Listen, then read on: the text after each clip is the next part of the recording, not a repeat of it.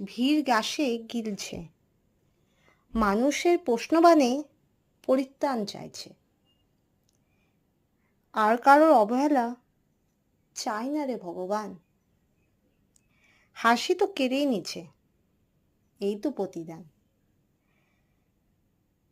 একা লাগে বেশ, উফ, হ্যাঁ বেজায় শান্তি। উফ, কি রোগ, খুব আমার ক্লান্তি।